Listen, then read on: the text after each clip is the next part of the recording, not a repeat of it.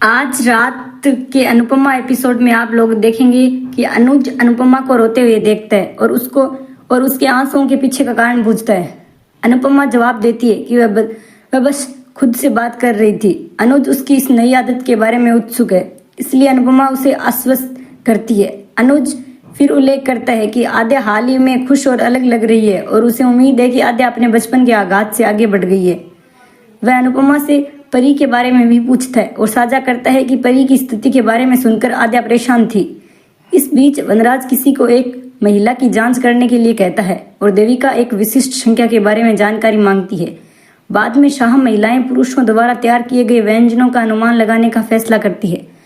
काव्या और किंजल बिना किसी शिकायत के खाना पकाने के लिए टिट्टू की सराहना करते हैं। देविका ने शाहों को भोजन अनुमान लगाने का खेल खेलने का सुझाव दिया। अनुपमा अनुज द्वारा बनाए गए भोजन को सही पहचान करती है, जिससे वह प्रसन्न होता है। गुलाटी अप्रत्याशित रूप से प्रकट होता है, जिससे शाह आश्चर्यचकित हो जाते हैं। अनुपमा और अनुज हैरान रह जाते हैं। लीला बताती है कि गुलाटी एक प्रसिद्ध केटरर है, यही वजह है कि उसने उसे काम पर रखा था।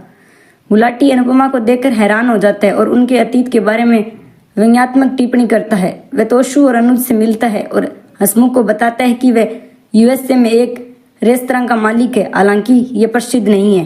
तोशु वनराज को बताता है कि अनुपमा द्वारा उसके प्रस्ताव को अस्वीकार करने पर गुलाटी के अहंकार को ठेस पहुंची थी। गुलाटी लीला से अनुपमा को काम पर न रखने के बारे में सवाल करता है और लीला बताती है कि अनुपमा उनकी मेहमान है। अनुज लीला को गुलाटी से दूर रहने की चेतावनी देता है।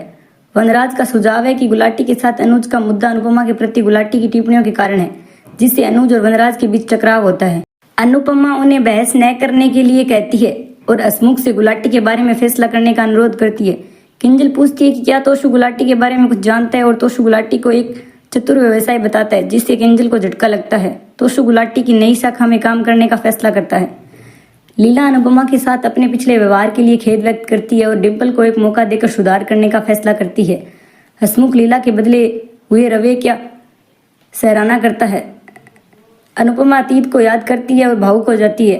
आद्या वनराज को बदतमीज कहती है और अनुज से अमेरिका लौटने की मांग करती है, जिससे अनुज को झटका लगता है। अनुपमा खुद को प्रोत्साहित करती है और अनुज आद्या को शादी खत्म होने तक रुकने के लिए मना लेती है। अगले एपिसोड में आप देखेंगे आने वाले की देविका अनुपमा से अनुज के बारे में पूछती है और अनुज और अनुपमा एक दूसरे के प्रति अपना प्यार के कबूल करते हैं।